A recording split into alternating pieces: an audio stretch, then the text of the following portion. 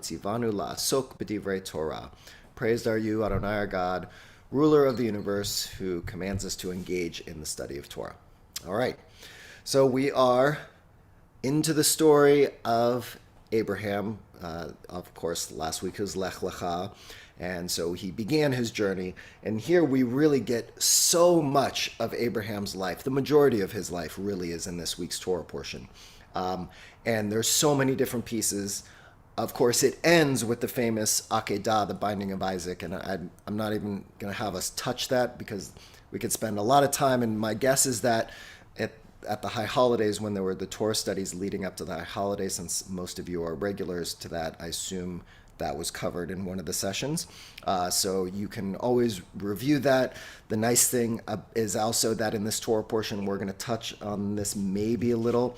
We have both Rosh Hashanah Torah portions in this week's Torah portion.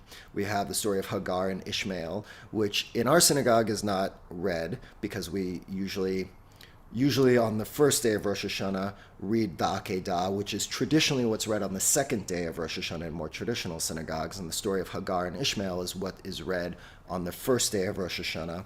And we have the tradition here at Wilshire Boulevard Temple of doing the creation story on the second day of Rosh Hashanah. So every place is a little different, but if you were to go to a more traditional community for 2 days of Rosh Hashanah, you would hear stories, both of which are from this week's Torah portion, Vayeira. But we're going to go through a few themes and get to as much as we can because there's so many stories we could spend a whole year on this.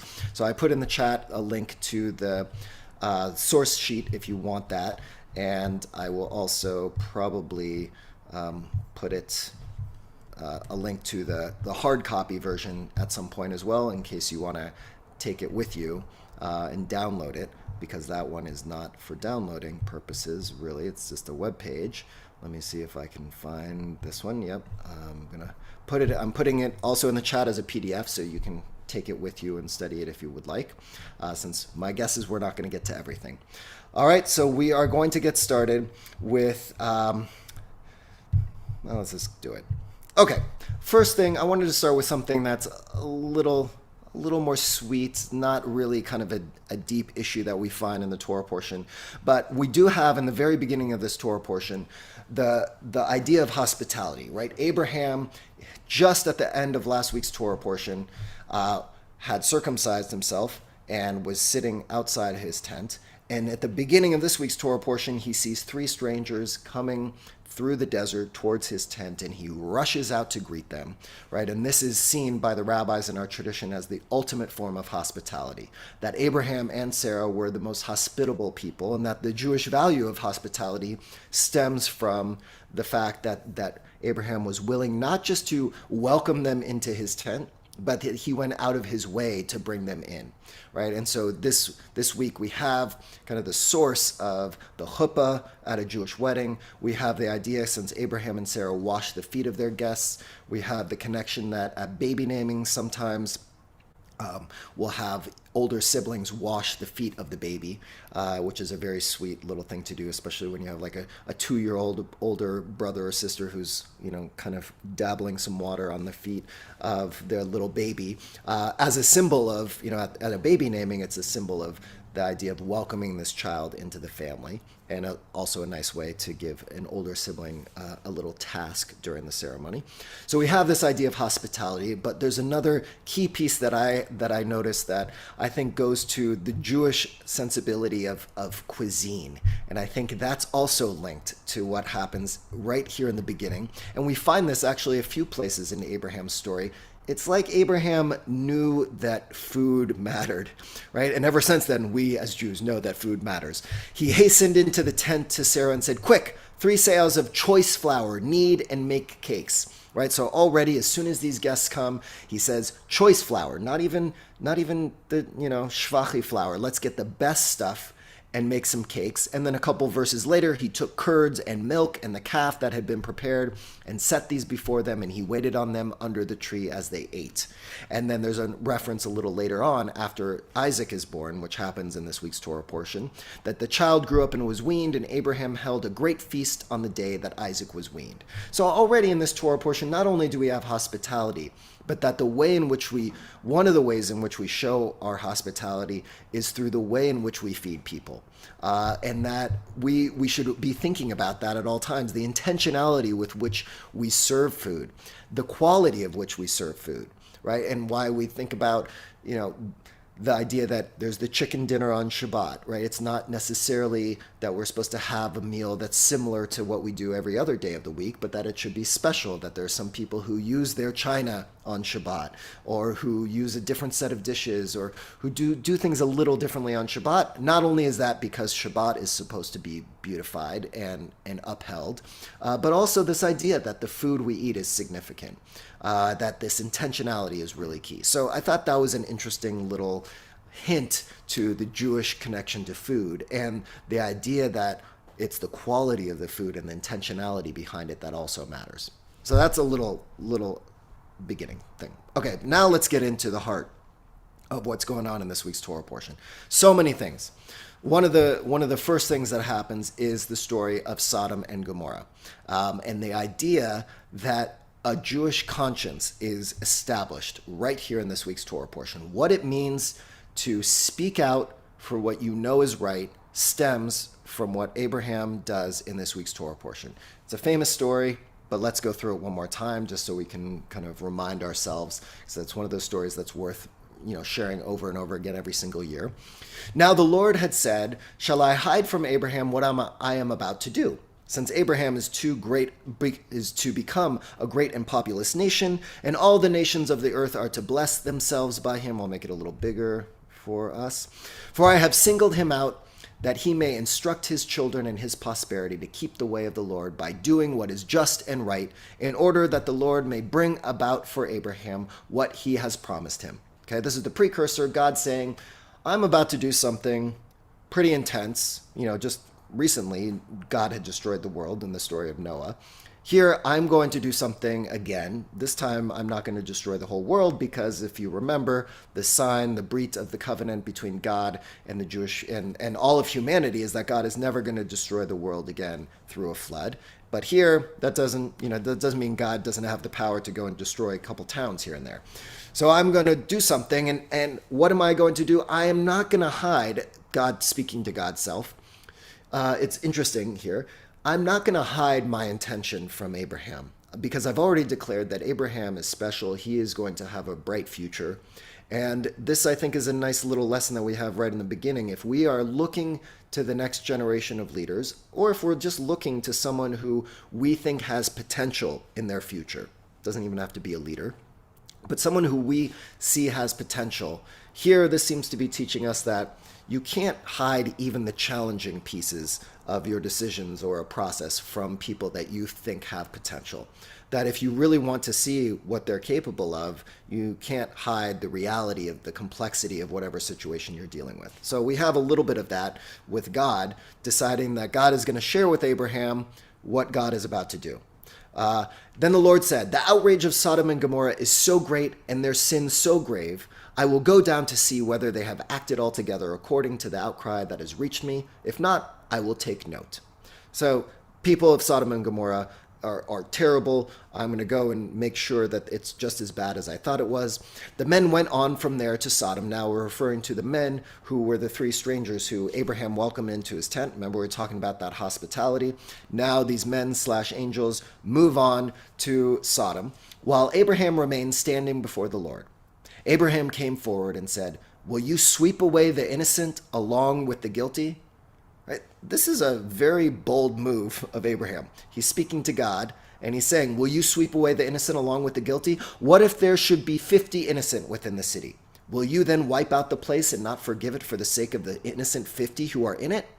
Far be it from you to do such a thing, to bring death upon the innocent as well as the guilty, so that the innocent and guilty fare alike. Far be it from you. Shall not the judge of all the earth deal justly? Right? This is the statement that we as Jews have held on to ever since. Shall not the judge of all earth deal justly? This idea of justice, smack right here, kind of, I would say, at the very beginning of the heart of our connection to this idea of tzedek, of justice, comes from right here. And it's not God declaring to us that we have a responsibility to be just. It's actually the opposite. It is Abraham's willingness and boldness to say to God, we have a responsibility to act justly in this world. And if we have to do that, of course, you as God should do that as well, right? Chutzpah and bold, and also a real sign that Abraham is a wonderful leader, but also someone who's willing to stand up for what is right and just. And the Lord answered and said, if I find within the city of Sodom 50 innocent ones, I will forgive the whole place for their sake. And so Abraham actually does something incredible. He is able to negotiate with God, but it doesn't end there. Abraham spoke up saying, here I venture to speak to my Lord, I who am but dust and ashes. What if the 50 innocent should lack 5? Will you destroy the whole city for want of 5? And God answered, I will not destroy if I find 45 there. But Abraham doesn't stop there. But he spoke to him again and said, what if 40 should be found there? And he answered, I will not do it for the sake of 40. And he said, let not my Lord be angry if I go on. What if 30 should be found there? And he answered, I will not do it if I find 30 there. And he said, I venture again to speak to my Lord. What if 20 should be found there? And he answered, I will not destroy for the sake of the 20. And he said, let not my Lord be angry if I speak but this last time. What if 10 should be found there? And he answered, I will not destroy for the sake of the 10. When the Lord had finished speaking to Abraham, he departed, and Abraham returned to his place. Okay, let's pause there for a minute. A couple interesting things. Of course, as I already mentioned, the fact that Abraham was bold enough to speak up on behalf of these people whom he did not know. He did not know the people of Sodom and Gomorrah, but he was willing to stand up for those anonymous people in order to try and save them. And he does this negotiation with God. I'm curious, why do you think the Torah goes in there? There's much repetition in this negotiation. It could have been simplified very much by either the Torah saying, okay, first Abraham asks if there are 50, and God says yes, and Abraham continues to negotiate until Abraham finally says, God, what if there are 10? And God says yes, right? They could have cut out all of that in between. What is the purpose, in your opinion? Because there is no right or wrong answer here. Why is there such the repetition and a kind of a building of this negotiation from 50 to 45 to 40 to 30 to 20 to 10? Right? That seems to even be more than just a couple back and forth. It's almost, as you're reading it, as I was reading it out loud, it almost feels a little long. You could imagine if someone were to be negotiating with you, you could start, to feel like, okay, it's enough. Like, stop negotiating with me. Why are you pushing me so far? So any ideas on why the Torah, what the Torah is trying to teach by having this repetitive negotiation go on between God and Abraham? Any ideas? I think it's a really interesting question, and I don't know whether I have the right answer. Usually when I read it, I think, okay, come on already. But maybe it's suggesting the sanctity of each of those 5 people, or the sparing of the 5 people. It also might be kind of saying, in the pursuit of justice, you have to keep at it.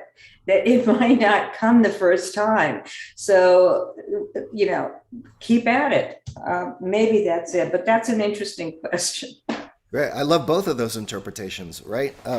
One, Susan is saying the idea that by detailing these numbers, that it's giving the power to those numbers, and that each of those numbers represents a group of people, and therefore, so it's the individuals that we're being connected to through the repetition of these numbers. And also that maybe it's this idea, since we had this idea of justice that comes at the very beginning of Abraham's plea with God, that the pursuit of justice is not a quick negotiation once back and forth and then you're done, right? It's a constant battle to the point of discomfort, right? And as Susan had said, usually when I'm reading this, it's like, come on, let's go on with it, right? There is the desire sometimes to just kind of get it done with, but that this work is difficult and frustrating. Merle. I think that, they didn't have any other form of communication then. It's not like they had posters and emails and flyers and whatever. that I think by saying it constantly to God, God's going to say it to the people. And that's the only way you can get it out there. Is, you know, how many people were there, and how many people can you communicate with as one person? Okay, great. So the power of repetition. Just yeah, okay, great. And Get it into God's head so God will publicize it. right. Okay, nice. Kathy, did you have your hand up? You're muted.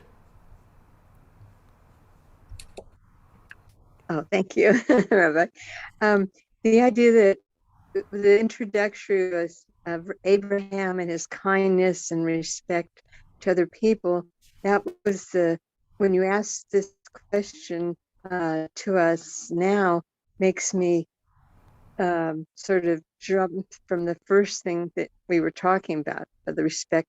So perhaps in respect to God, his authority or its authority, that Abraham was trying to be what's the word, he didn't want to be indignant, so it was and that's how people's hospitality would act, like he acted. Oh, nice. So really, we also get a sense of that if you are to pursue justice, there are a couple strategies that you can use, and that Abraham uses a powerful strategy here. He doesn't just come out and necessarily even accuse God of injustice, and and in between each number that he negotiates with God, he's ingratiating himself to God and reminding God of how wonderful God is, and that there's this almost like just as though there was physical hospitality in the beginning of the Torah portion where he brings in the strangers into his tent. Here is kind of an emotional, psychological hospitality. How do you bring people into your ideas, into your perspective in a way that can actually change them or impact them, so that you can actually be more impactful if you're hospitable in the way in which you speak to others. Great. Thank you, Kathy. Jennifer. Thank you. Hey, hi everybody. Thank you so much. I have a little bit of trouble with this. First of all, because now I forgot what I was going to say. I'll go to the second one. God knows, because he's God, that there aren't going to be that many righteous people. So he already knows what's going to happen. Second of all, of all the people that he's going to save, though, is going to be Lot, who we know is not all that admirable. Is that like the first example of a kind of God nepotism thing? But I think he has way the future in store, like who Lot's, the grandchildren, all of that. And then third thing, why is it that Abraham chooses to speak up here and go back in a back and forth with God when it comes to sacrificing his own son? It's like, okay. So I had a little trouble, but I love Abraham, and so. Right. Yeah. Jennifer brings up a really important point. And as I said in the beginning, we're probably not going to get to the Akedah, the binding of Isaac today, just because there's a lot of other pieces of this Torah portion that we tend to sometimes gloss over and focus on the Akedah. But Jennifer is bringing up one of the biggest challenges that we have of Abraham, even in one Torah portion, is we have him standing up for the anonymous and actually pretty dishonest and immoral people of Sodom and Gomorrah. And then when it comes later on at the end of the Torah portion to his own son, and when God asks him to sacrifice his own son, he doesn't question it, and he's about to follow through with that. So what is that about? Why is this contradiction that exists between Abraham's conscience in the very beginning of the Torah portion, and then later on he doesn't seem to have that? Penina, and then Susan. It seems to me like it took him time. It takes time between every time that he goes back to God. Maybe he himself looks to see who are the righteous ones that are there. Maybe he's looking. There isn't anybody there. And yet, if you want to compare it to the Akedah, he wasn't that righteous. He was told to take his first son, and he took Isaac. Ishmael was his first son. And he took Isaac, and it cost him his wife. She left him. So there is doubts, I think, in his own mind in whether or not he can even find the 5 that he's fighting for. So it takes time in between. He starts looking, maybe he's thinking, who are the people that I know there? Are they really worth saving? What's going on there?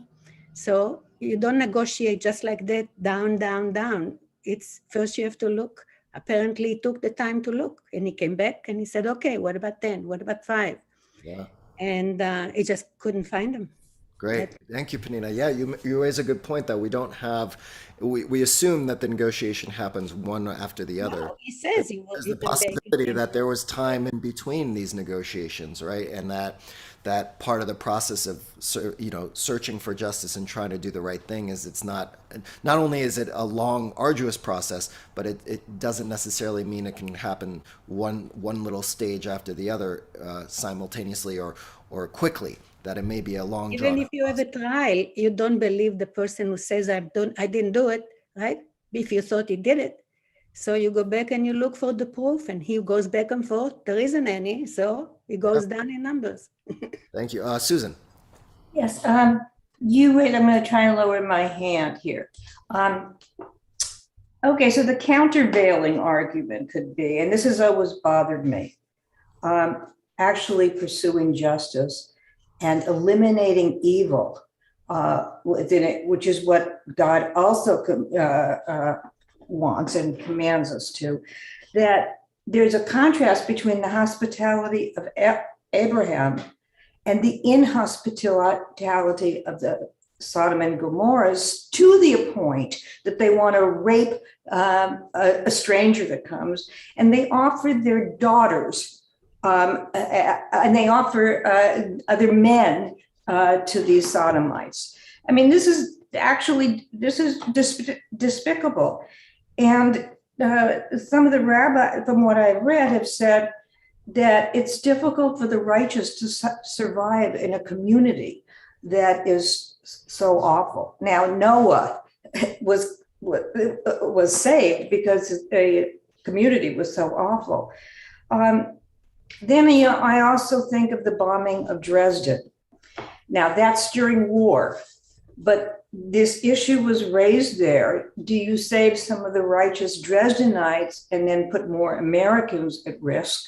Or do you bomb, which actually finally ended that war, which put both righteous Germans and Americans at risk?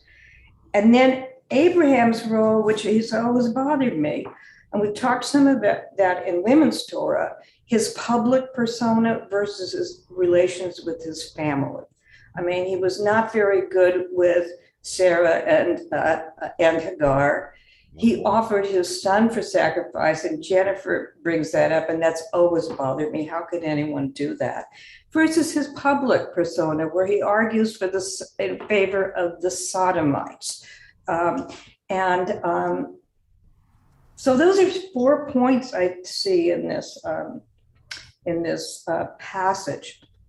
Great. Yes, all really good interpretations and frustrating ones. And this idea of the public versus the private persona, we'll see, hopefully we may get there, about Abraham's relationship with his wife and how he publicly identifies her versus in private. So hopefully we'll get there. Okay, let's keep going. There is an interesting interpretation from Nahama Leibowitz about this part of the Torah portion. 2 principles are here enunciated. The first, that of righteous judgment. It is this which emerges in the Torah as the quality characterizing Abraham's conduct and which distinguishes his spiritual destiny, as worded in the verses preceding his dialogue with the Almighty. Those were the first ones.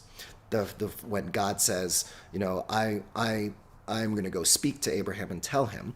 The phrase, for I know him, implies that this was the path that had been marked out for him and his descendants by God. That Abraham demands the same standard of conduct, as it were, from the judge of the earth. Shall not the judge of all the earth do justice, right? So that Abraham is demanding justice from God, just like God is demanding justice from us. The second principle that emerges from the dialogue between Abraham and the Almighty is the responsibility of the righteous few towards the rest of society, however corrupt, and their capacity to save it from destruction by the sheer force of their own merit and moral impact. Surely even one light illumines far more than itself, and one spark is sufficient to penetrate the thickest darkness. Surely the place constitutes but one whole, and if its heart is strong and healthy, should this not result in saving the rest of the body?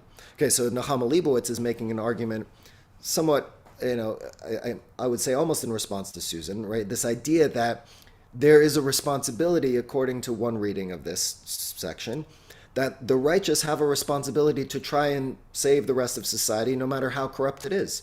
That if there is a way that we can bring a little light to an otherwise dark, immoral world around us, then we have that responsibility. That maybe there is that potential that we shouldn't give up the optimistic viewpoint of the world in which a light can overcome darkness. That maybe even one little light can shine and overrun all the darkness that is around us. So those seem to be some of the kind of the positive ways in which we can view Abraham and how he's acting in this story. Jennifer, and then we'll move on to the next story, which is okay. I'll make it quick. God's concept of justice and man's concept of justice. Not that there is a huge gap in between, but what God knows is just because God sees all versus for our little window, what we think of as justice. Of course, this doesn't begin to touch on the Akedah. So yeah, that's in a class of its own. And then the other thing about the idea of the righteous, Lot's wife, I had an interesting idea to me anyway, this morning about her looking back. She's a knowledgeable woman, maybe, and she knows you look back, something bad's going to happen. Maybe, and you know how salt was used in sacrifices. You sacrificed, you put salt. Maybe think of how often that looking back has saved us from temptation. You know, you think of Lot's wife. So maybe in the end, she sort of, as they say, did see the light, knows what's going to happen. And she looks back to as her first and last gesture of righteousness. She's going to now save. Well, I'll stop. Okay, no, it's interesting. That's a great lead-in to, I wanted to go to this next story, which is what happens with Lot and his family in Sodom, in the city of Sodom. And then the very disturbing thing that happens after that, which we don't talk about very much at all. Not just, what happens after his wife turns around. That's not the end of Lot's story. So I want us to look at both of those. So first, as dawn broke, the angels urged Lot on, saying, "Up, take your wife and your 2 remaining daughters, lest you be swept away because of the iniquity of the city." Right? So we skipped a little bit. Now the angels are in Sodom and Gomorrah. As Susan pointed out, Lot comes and is willing to give up his daughters in order to save the men, because the men want to sodomize, the men of the town want to rape these angels, and instead Lot says, take my daughters instead. But Lot is pulled back into the house, and now the angels are saying, "Get out of here." Still, Lot delayed. So the men seized his hand and the hands of his wife and his 2 daughters in the Lord's mercy on him, and brought him out and left him outside the city. So he didn't even feel, he had a little bit of delay in deciding whether or not, despite the craziness and the immorality around him, about whether or not he was going to leave. And that maybe gives us a hint to kind of the fact that he wasn't so righteous himself, right? Maybe he was attracted to this lifestyle, that there are people who get caught up, right? You can start off a certain way, but if you become immersed in a society or a thought process or a way in which you see the world, it can be very difficult to be pulled out of that, right? And it's as if Lot has fallen into the trap of this immorality. When they had brought them outside, one said, "Flee for your life. Do not look behind you, nor stop anywhere in the plain. Flee to the hills, lest you be swept away." But Lot said to them, "Oh no, my lord, you have been so gracious to your servant, and have already shown me so much kindness in order to save my life, but I cannot flee to the hills, lest the disaster overtake me and I die. Look, that town there is near enough to flee to. It is such a little place. Let me flee there. It's such a little place, and let my life be saved." Right? Already interesting here. These angels are saving him. They pulled him and his family out of the town, and now he's negotiating. We just had a negotiation before, right? This is a very different type of negotiation. And here, it's as if Lot we're not really sure where he's coming from, but there seems to be some, he's hesitant. He says out loud, he's hesitant that he thinks he's going to be swept away by going to the hills, which are actually further than what he's suggesting, which is the town close by. He'd rather go somewhere that's a little more convenient. For me, this is a story. This is a challenge and a teaching about what it means to fall into the trap of convenience, right? And it's much more convenient for Lot to just go somewhere that's close by, not necessarily the best place to be, right? And I feel like convenience is a real challenge that we're facing in society today. We're much more about what we can do that is convenient for us, rather than necessarily what is most productive or most meaningful for us. Conveniences seem to take over everything. So here, convenient to just go to that town. He replied, "Very well. Now," says the angel, "I will grant you this favor too, and I will not annihilate the town of which you have spoken," which is very nice of God to even give him that. "Hurry, flee there, for I cannot do anything until you arrive there." Hence, the town came to be called Zoar. As the sun rose upon the earth and Lot entered Zoar, the Lord rained upon Sodom and Gomorrah sulfurous fire from the Lord out of heaven. He annihilated those cities and the entire plain and all the inhabitants of the cities and the vegetation of the ground. Lot's wife looked back, and she thereupon turned into a pillar of salt. Okay, that's the story we mostly tell, right? And it ends with, as Jennifer pointed out, the pillar of salt. Oh, very interesting thing. There's still a pillar of salt in Israel that they say is Lot's wife. But it doesn't end there. This is where this disturbing part that we don't really talk about so much, but I think continues Lot's narrative and kind of defines him and his family. So Lot went up from Zoar. This is just a few verses later. My question to you is, after we read this part, why is this included and what's this trying to teach us? Lot went up from Zoar and settled in the hill country with his 2 daughters, for he was afraid to dwell in Zoar. By the way, remember, he asked to go to Zoar to begin with, and now he's fleeing to the hills, which initially was where he was supposed to go. And he was afraid to dwell in Zoar, and he and his 2 daughters lived in a cave. And the older one said to the younger, "Our father is old, and there is not a man on earth to consort with us in the way of the world. Come, let us make our father drink wine, and let us lie with him, that we may maintain life through our father." That night they made their father drink wine, and the older one went in and lay with her father. He did not know when she lay down or when she rose. The next day the older one said to the younger, "See, I lay with father last night. Let us make him drink wine tonight also, and you go and lie with him, that we may maintain life through our father." That night also they made their father drink wine, and the younger one went and lay with him. He did not know when she lay down or when she rose. Thus the 2 daughters of Lot came to be with child by their father. The older one bore a son and named him Moab. He is the father of the Moabites of today. And the younger also bore a son, and she called him Ben-Ami. He is the father of the Ammonites today. 2 nations, sorry for the misspelling there, 2 nations that according to this story are related to Israel, by the way. Deuteronomy 23:4 excludes Ammonites and Moabites from joining the Israelite community. But the book of Ruth offers a different perspective in that it portrays Ruth the Moabite as the ancestress of King David. So very interesting, and just so you can see the verse from Deuteronomy 23:4. "No Ammonite or Moabite shall be admitted into the congregation of the Lord. None of their descendants, even in the 10th generation, shall be admitted into the congregation of the Lord." Okay. We don't usually talk about this story. It's a disturbing story, right, of Lot laying down with his daughters. And of course, interesting also that the Moabites, that Ruth is a Moabite, and she converts to Judaism and is considered the ancestor of King David. So who is going to be the Messiah is going to come from that lineage. So what's going on here, Penina? Can you hear me? Yes. I think the question here altogether to begin with Sodom and Gomorrah is that they were destroying themselves. And the whole act of sodomy was not accepted by God because they were self-eliminating, they are self-destroying. There is a law that tells us, "Al tishpoch et zar'acha lashav," do not spill your seed in vain.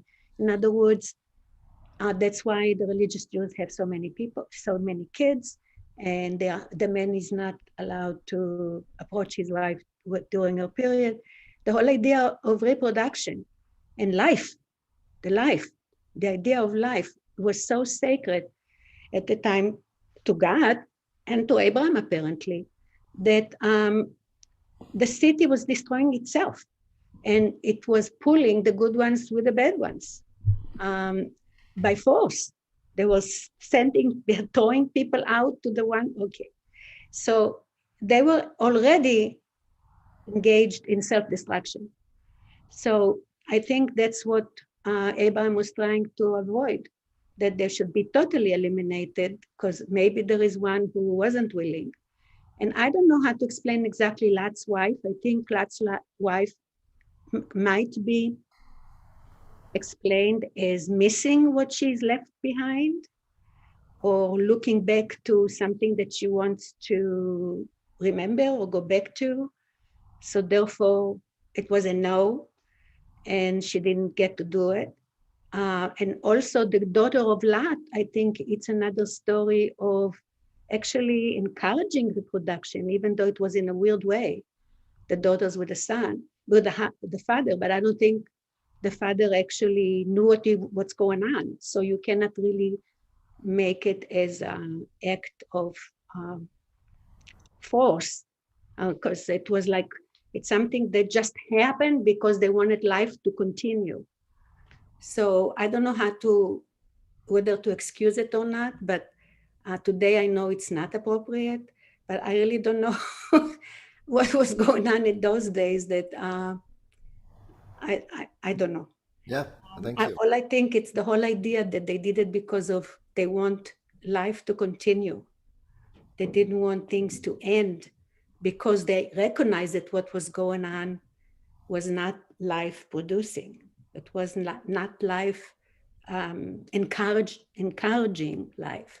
So I don't know how to tell the story, but I think it's just a story to say that civilization did continue, and maybe in the normal way with a woman and a man, and both children.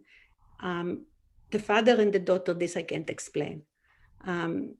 It's a puzzle for me, because maybe that's why they didn't go to the other city, because they knew that they're doing the same thing. So I don't know. It's a puzzle to me. Why that way?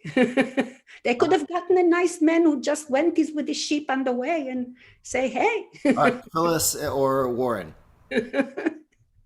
So they had to leave Zohar for some reason, and we don't know what that reason is. And so in terms of their thoughts about what was happening in the world about them, I mean, maybe they thought Zohar was also going to be destroyed, and there really weren't other people around anywhere. So that's one point. The other thing I think about is we're getting origin stories, and this is definitely an origin story, and whether the origin of these, the Moabites and the Ammonites, have to be explained in a way that colors their origins. Yep. Yes, great. I think you're right. If we look at it as an attempt historically to give both the origin story and then to place, give reasoning why the Ammonites and the Moabites are not looked up to, but instead looked down at. This would be a great origin story to be able to use in the street to say, oh, you're an Ammonite, oh, where you come from, right? And interestingly enough, the Torah here does not come out and say directly that this was a sin, even though I think it is implied that this was not okay, and at the same time, it doesn't come out and necessarily give judgment on it too much at this point, which is really interesting, because it's hard for me not to judge what's happening here. It's also hard to imagine that if to think that these people, this family, didn't think that there was anyone else in the world, and instead maybe they were so caught in their own frame of mind, in their own worldview, that they couldn't imagine that other people could exist out there. I don't know. It's very disturbing. Susan? Yes, several things. These are the most fertile, and I guess I use it knowingly portions of the Torah, I think.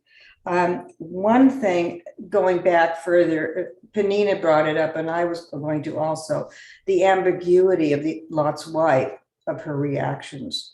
She's condemned by many, and in the Torah, for looking back to this old corrupt society. And so she turns to salt, which is in the area.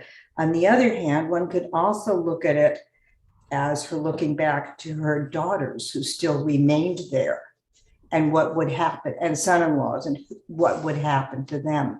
And that way you look at it, you think of her as a mother, and those are the tears, the salt are the tears of what happens to her children that are there. So I think that's an interesting thing. The other thing is dealing with incest here, which is what we're doing. And often the Torah doesn't condemn, which you said directly, but shows this, illustrates the seeds of their own of people's own destruction by their acts. I mean, that was like Sarah and giving Hagar, and look what happened to that, of Abraham trying to kill his son, and he lost his wife because of that action. So it may not come out directly. But what's troubling to me and strange is that not only is Ruth a Moabite, but yes, she does convert, so that saves it. But Moab and Midianites are often interchanged or something. I read some explanation that it was a confederation, and Zipporah was a Midianite. Wasn't she Moses' wife? So you have these weird things. So I think, and interestingly, Lot chose. Why did he choose Sodom and Gomorrah in the first place? You had mentioned convenience. So the relation to that is that it was a more fertile area. And so he could become more prosperous there, despite the fact that there was a corrupt, evil society. So he chose material wealth over moral righteousness. Right. Thank you. Okay, I want to keep going so that we can get a little bit to looking at Abraham's overt versus kind of covert views of his relationship with his wife, or how he describes his wife in situations where he may be put at risk.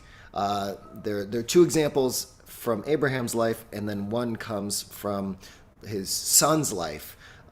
So the three times we have this idea of the sister who is actually the wife. So the first one I'm sharing is from last week's Torah portion, and then I'll share the one from this week, and then we'll see if we can just look at the next one and see what does this add to our understanding of Abraham as a character and the complexity of his character. There was a famine in the land, and Avram went down to Egypt to sojourn there, for the famine was severe in the land. As he was about to enter Egypt, he said to his wife Sarai, "I know what a beautiful woman you are. If the Egyptians see you and think she is his wife, they will kill me and let you live. Please say that you are my sister, that it may go well with me because of you, and that I may remain alive thanks to you." When Avram entered Egypt, the Egyptians saw how very beautiful the woman was. Pharaoh's courtiers saw her and praised her to Pharaoh, and the woman was taken into Pharaoh's palace. And because of her, it went well with Avram. He acquired sheep, oxen, asses, male and female slaves, she-asses, and camels. But the Lord afflicted Pharaoh and his household with mighty plagues on account of Sarai, the wife of Avram. Pharaoh sent for Avram and said, "What is this you have done to me? Why did you not tell me that she was your wife? Why did you say she is my sister, so that I took her as my wife? Now, here is your wife. Take her and be gone." And Pharaoh put men in charge of him, and they sent him off with his wife and all that he possessed. So that was early on. That was last week. Then we have in this week, after the story of Sodom and Gomorrah, sandwiched between that and what's going to come in a little while after this story, which is the binding of Isaac. Abraham journeyed from there to the region of the Negeb and settled between Kadesh and Shur. While he was sojourning in Gerar, Abraham said of Sarah, his wife, "She is my sister." So King Abimelech of Gerar had Sarah brought to him.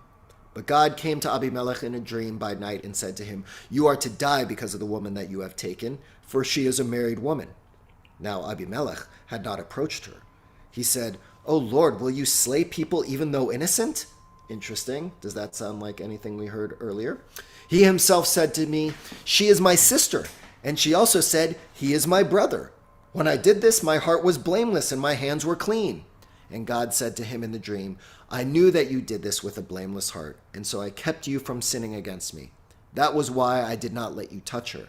Therefore, restore the man's wife, since he is a prophet, he will intercede for you to save your life. If you fail to restore her, know that you shall die, you and all that are yours." Early next morning, Abimelech called his servants and told them all that had happened, and the men were greatly frightened. Then Abimelech summoned Abraham and said to him, "What have you done to us? What wrong have I done that you should bring so great a guilt upon me and my kingdom? You have done to me things that ought not to be done. What then," Abimelech demanded of Abraham, "was your purpose in doing this?" "I thought," said Abraham, "surely there is no fear of God in this place, and they will kill me because of my wife. And besides, she is in truth my sister, my father's daughter, though not my mother's, and she became my wife. So when God made me wander from my father's house, I said to her, 'Let this be the kindness that you shall do me. Whatever place we come to, say there of me, he is my brother.'" Okay? So there is a little bit you should know that in terms of response to Abraham saying that Sarah is his sister, when we learn the lineage of Abraham and Sarah, there's not proof necessarily that they are related in the way that he describes. It says, this is earlier in Genesis, "Now this is the line of Terach," that's Abraham's father. "Terach begot Avram, Nahor, and Haran begot Lot. Haran died in the lifetime of his father Terach in his native land Ur of the Chaldeans. Avram and Nahor took to themselves wives, the name of Avram's wife being Sarai, and that of Nahor's wife Milcah, the daughter of Haran, the father of Milcah and Ischa. Now Sarai was barren, she had no child." Okay, so those are the two stories that we have of Abraham, and this interesting way in which he describes his wife when he's confronted with foreign powers. And then just really quickly, so you know what's coming up, we have a similar thing coming up soon with Isaac. There was a famine in the land, aside from the previous famine that had occurred in the days of Abraham. And Isaac went to Abimelech, the king of the Philistines, same king, in Gerar. Remember, we just heard about him in this week's Torah portion. The Lord had appeared to him and said, "Do not go down to Egypt. Stay in the land which I point out to you. Reside in this land, and I will be with you and bless you. I will assign all these lands to you and your heirs, fulfilling the oath that I swore to your father Abraham. I will make your heirs as numerous as the stars of the heaven, and assign to you heirs all these lands, so that all the nations of the earth shall bless themselves by your heirs, inasmuch as Abraham obeyed me and kept my charge, my commandments, my laws, and my teachings." So Isaac stayed in Gerar. When the men of the place asked him about his wife, he said, "She is my sister," for he was afraid to say "my wife," thinking the men of the place might kill me on account of Rebekah, for she is beautiful. When some time had passed, Abimelech, king of the Philistines, looking out of the window, saw Isaac fondling his wife Rebekah. Abimelech sent for Isaac and said, "So she is your wife? Why then did you say, 'She is my sister'?" Isaac said to him, "Because I thought I might lose my life on account of her." Abimelech said, "What have you done to us? One of the people might have lain with your wife, and you would have brought guilt upon us." Abimelech then charged all the people, saying, "Anyone who molests this man or his wife shall be put to death." So three stories, two of which include Abimelech as the foreign man, and Abraham, two with Abraham and one with his son Isaac. So what's this trying to teach us? What are we supposed to glean from these two stories about Abraham and how he's treating his wife? Is it okay for him to be doing this because he's trying to make sure he survives, and therefore in those situations you sometimes have to stretch the truth? Or is this going too far? Thoughts? Jennifer and then Penina. It's always a risk coming before Penina because she's so wise.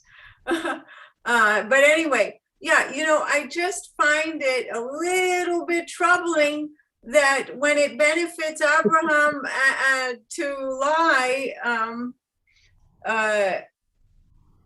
and his son as well, then it benefits him.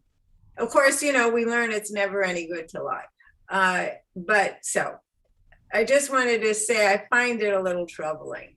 And interestingly, when it came to Lot and destroying Sodom and Gomorrah, that was for an ethical stain there those people were having.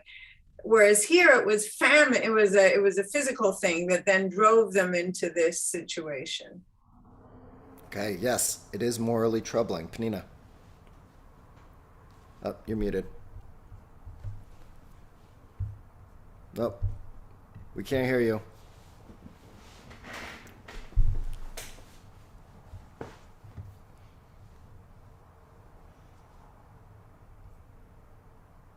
No, Penina, unmute. I'm trying to unmute Penina. Oh, here we go.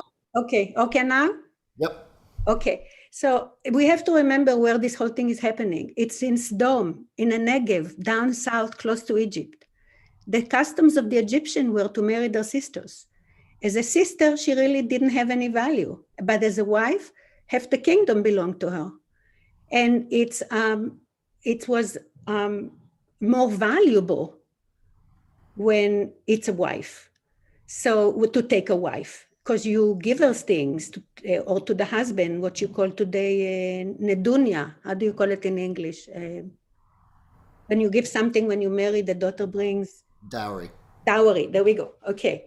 So to say that she was Ashi's sister, okay, she is a woman. We know that the women didn't have much status altogether, except Sarah, because she was a princess, Sarai.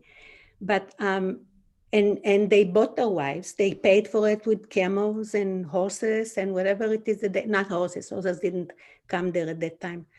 Camels and sheep or whatever it is that was available.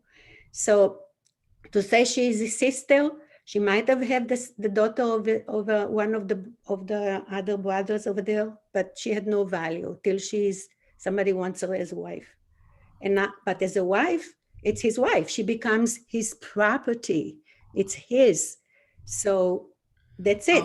Okay, so according to Penina, in this case, she doesn't have much value. So, if she has to have sex with some of these guys or go into that, then that's better than the alternative. If she had been declared his wife, then worse things would have come. And therefore, in this situation, in order to really make sure that at the end of the day, they both survived, that this was okay. Okay. Yep. Any other thoughts on that? Anyone disagree or feel differently? Or did Abraham, was this okay for Abraham to do? Yes, Phyllis or Warren. Wasn't okay, but it was done. The way of the world, yeah, in that time. Well, you're comparing, in Abraham's case, it's the cost of his life versus his wife's dignity. And, it wasn't a good thing, but on the other hand, she conceded to it because, she was more admirable than he was, because it would cost her husband his life, it would cost her dignity, and then also the displeasure of, or maybe the pleasure for that matter, of sleeping with the king. So, it's interesting though, and I'm glad you put this up, the repetition of this 3 times, because often I'd come to it, when I first started, didn't I just hear this before or read this before? And then it's a third time. The third time with Isaac suggests that children learn from their parents' behavior. And there's a repetition of that, or can be. But I think the ambivalence of the situation is something that we all struggle with, in life. 2 acts that might be conflicting, both of which have pros and cons. Thank you. Okay, so we're running out of time, so I want to give Phyllis or Warren in this case, and then Lorraine the opportunity to have the last words, and then we'll wrap up. Go ahead, Warren. I was just thinking that when we were worried about Sodom and Abraham was worried about Sodom, he did negotiate. We talked about this. And how do you know at that time that his life wasn't in danger for challenging God. We don't know that. But in this case, he was pretty quick to figure out, oh, I better do this and offer my wife as a sister. So it troubles me. Yeah, thank you. Lorraine, did you want to say something? Sure. I didn't want to be the last words on the day today, but it's just all of these stories, and I remember also from the first time that I was reading them, what the takeaway for me is that at times they serve just to illustrate how dysfunctional human relations may be in a family spectrum, and then that doesn't signify that you can't be a leader in your religious faith, and that you can serve as an example for others on how you can behave perhaps outside of your family environment. But it is a struggle to sustain functional relationships with family as well. And I think that that's the main takeaway that I take from the various stories that we read through this book. Great. Thank you, Lorraine. I think that's a nice place to end. We get in this week's Torah portion the complex character of Abraham. We see his leadership style. We see his capability to bring about change, even to change God's mind. We see him in contrast to people like Lot and the city of Sodom and Gomorrah. And yet we're also presented with an Abraham who, we didn't even talk about the story of Hagar and the story of the Akedah, but we see even in the way in which he regards and how he has to maneuver and identify himself when it comes to his wife, when it comes to foreigners, that he is a complex character. And yet within that complexity, we find someone who is still able to have a conscience and to be able to have a relationship with God where he is able to really bring this idea of justice to the forefront of the Jewish experience, and hospitality as well. Two major themes that we get from this week's Torah portion, and yet we can't lose sight of the complexity of his character, that he is far from perfect, just like, as Lorraine said, like most of the characters in Genesis, actually all of them, and that the beauty of these texts are the fact that they are so realistic in mirroring the human condition, and that we can see ourselves in pieces of many of these characters, so that we have weekly reminders of how we can continue to try and do better. So thank you all very much. Okay, thank Shabbat you. shalom. Shabbat Have a shalom. wonderful Shabbat. And Shabbat shalom. bye, everyone. Shabbat shalom. Thank you, everyone. Shabbat shalom. Shabbat shalom. Thank you. Shabbat shalom. Yes. Shabbat shalom. Have a great day.